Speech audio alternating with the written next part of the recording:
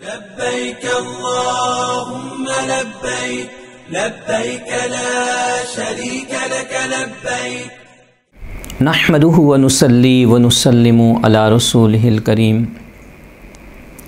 اما بعد فاعوذ بالله من الشیطان الرجیم بسم اللہ الرحمن الرحیم۔ سامعین محترم، قربانی کے فضائل و احکام کے سلسلے کا یہ دوسرا پروگرام آپ کی خدمت میں پیش کیا جا رہا ہے، اور آج انشاءاللہ تعالی اور اس پروگرام میں انشاءاللہ تعالی ذی الحجہ کے روزوں کی فضیلت رسول اللہ صلی اللہ علیہ وآلہ وسلم کی احادیث مبارکہ کی روشنی میں بیان کی جائے گی، تاکہ ہم اس ماہ مبارک میں روزے رکھیں اور ان روزوں کے فضائل اور برکتیں حاصل کر سکیں۔ حضرت ابو ہریرہ رضی اللہ تعالی عنہ ارشاد فرماتے ہیں کہ نبی صلی اللہ علیہ وآلہ وسلم نے ارشاد فرمایا کہ ما من ایام احب الی اللہ ان یتعبد فیہا من عشر ذی الحجہ، کہ اللہ تعالیٰ کی عبادت کے لیے عشرہ ذو الحجہ یعنی ذو الحجہ کے ابتدائی 10 دن سے بہتر کوئی دن نہیں۔ ان دنوں میں اللہ کی عبادت اللہ کو بہت پسند ہے۔ پھر آپ صلی اللہ علیہ وسلم نے فرمایا یعدل کل یوم منہا صیام سنۃ، کہ اس میں ایک دن کا روزہ 1 سال کے روزوں کے برابر ہے۔ وقیام کل لیلۃ منہا بقیام لیلۃ القدر، اور ایک رات کی عبادت شب قدر کی عبادت کے برابر ہے۔ یہ حدیث مبارک سنن ترمذی کتاب الصیام باب ما جاء فی العمل فی ایام العشر میں موجود ہے، اور حدیث نمبر ہے 758۔ اس حدیث مبارک سے ہمیں یہ معلوم ہوا کہ ہم ماہ ذی الحجہ کے ابتدائی 10 راتوں میں اللہ کی عبادت اہتمام کے ساتھ کریں، کیونکہ ہر رات کی عبادت شب قدر کی عبادت کے برابر ہے۔ اور آپ جانتے ہیں کہ شب قدر کی عظمت و فضیلت کیا ہے، کہ لیلۃ القدر خیر من الف شہر، کہ یہ لیلۃ القدر شب قدر 1000 مہینوں سے بہتر ہے۔ تو فضیلت و عظمت کے اعتبار سے اللہ تعالیٰ ماہ ذی الحجہ کی راتوں میں عبادت کرنے والوں کو اس قدر عظمت عطا فرماتا ہے۔ اور دن میں روزہ رکھنے کی فضیلت نبی کریم علیہ السلام نے بیان فرمائی کہ ایک روزہ ایسا ہی ہے جیسا کہ اس شخص نے پورا سال روزہ رکھا ہو۔ یہاں ایک بات میں عرض کرتا چلوں کہ عشرہ ذو الحجہ کا ذکر یہاں پر کیا گیا حدیث مبارک میں، جس میں 10واں دن بھی آتا ہے، کیونکہ عشرہ جو ہے وہ 10 دنوں پر مشتمل ہوتا ہے۔ لیکن یہاں جو 10واں ہے یعنی 10واں دن، جس دن مسلمان عالم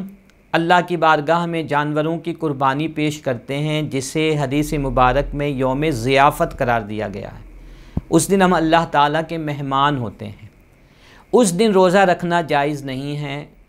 حلال نہیں ہے، بلکہ روزہ رکھنا حرام ہے۔ تو یہاں یہ بات پیش نظر رہے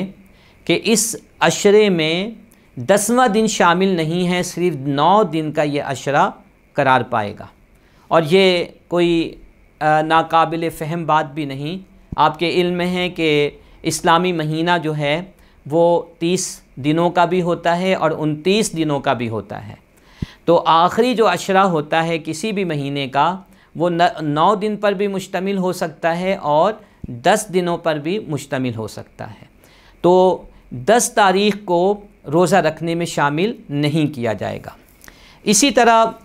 نبی کریم صلی اللہ علیہ وسلم کی ایک اور حدیث مبارک جس کی راویہ حضرت سیدہ حفصہ رضی اللہ تعالی عنہا ہیں، ام المومنین ہیں، آپ فرماتی ہیں کہ کان رسول اللہ صلی اللہ علیہ وسلم یصوم 9 ذی الحجہ، کہ رسول اللہ صلی اللہ علیہ وسلم ماہ ذی الحجہ کے 9 تاریخ کا روزہ رکھا کرتے تھے، و یوم عاشوراء اور 10 محرم الحرام کا بھی روزہ رکھا کرتے تھے، و ثلاثۃ ایام من کل شہر، اور ہر مہینے 3 روزے آپ صلی اللہ علیہ وسلم رکھتے تھے جس کو ایام بیز کہا جاتا ہے، اور نبی کریم علیہ السلام پیر اور جمعرات کا روزہ رکھنے کا بھی اہتمام کیا کرتے تھے۔ تو 9 ذی الحجہ کا روزہ یہ رسول اللہ صلی اللہ علیہ وسلم کی سنت متواترہ سے ثابت ہے، لہٰذا ہمیں چاہیے کہ ہم اس دن خاص طور پہ روزہ رکھنے کا اہتمام کریں۔ یوم عرفہ کا روزہ، اس کی فضیلت کیا ہے؟ اس حوالے سے ہمیں صحیح مسلم کی ایک حدیث مبارک ملتی ہے کہ جس میں یہ فرمایا گیا کہ صیام یوم عرفہ، کہ یوم عرفہ کا روزہ احتسب علی اللہ ان یکفر السنۃ التی قبلہ والسنۃ التی بعدہ، نبی کریم علیہ السلام نے فرمایا کہ مجھے اس بات کا یقین ہے اللہ تعالیٰ سے، اور میں اللہ تعالیٰ سے یہ امید رکھتا ہوں کہ یوم عرفہ یعنی 9 ذی الحجہ کا جو روزہ ہے، اس کی وجہ سے وہ 1 سال پہلے کے اور 1 سال بعد کے گناہوں کو معاف فرما دے گا۔ تو یہ گناہوں کا کفارہ بن جاتا ہے، اور میں نے اس سے پہلے بھی ایک پروگرام میں یہ بات عرض کی تھی کہ یہاں پر گناہوں سے مراد وہ گناہ ہیں کہ جن کا تعلق حقوق العباد سے نہ ہو، لہٰذا وہ گناہ جو حقوق العباد سے ہیں، کسی کا حق مارنے سے ہے، تو وہ اس وقت تک معاف نہیں ہوں گے کہ جب تک جس کا حق مارا گیا ہے، جس کا دل دکھایا گیا ہے، وہ معاف نہ کر دے۔ تو یہ بات پیش نظر رہے۔ تو یوم عرفہ کا روزہ جو ہے وہ گناہوں کے کفارے کا باعث بن جاتا ہے، لہٰذا ہمیں چاہیے کہ جیسے یہ مہینہ شروع ہو ہم پہلی تاریخ سے ہی روزہ رکھنے کا اہتمام کریں، راتوں کو اللہ کی عبادت کریں۔ ایک اور حدیث مبارک سنا کر میں اپنی گفتگو کو ختم کروں گا۔ نبی کریم صلی اللہ علیہ وسلم سے حضرت ابو امامہ رضی اللہ تعالی عنہ روایت کرتے ہیں، جس میں آپ صلی اللہ علیہ وسلم نے ارشاد فرمایا کہ من احیی اللیالی الخمسہ، کہ جس نے 5 راتوں کو زندہ کیا، اس کا مطلب یہ ہے کہ 5 راتوں میں اللہ کی عبادت کی، قیام اللیل کیا، تو وجبت لہ الجنہ، تو اس کے لیے جنت واجب ہو جاتی ہے۔ وہ 5 راتیں کون سی ہیں؟ آپ نے فرمایا کہ لیلۃ الترویہ، ذوالحجہ کی 8ویں شب، و لیلۃ العرفہ، ذوالحجہ کی 9ویں شب، و لیلۃ النحر، اور قربانی کی شب یعنی ذوالحجہ کی 10ویں شب، و لیلۃ الفطر، اور عید الفطر کی شب، اور 15 شعبان المعظم کی شب۔ یہ 5 راتیں ہیں، یہ 5 شب ہیں کہ جن میں جو عبادت کرے گا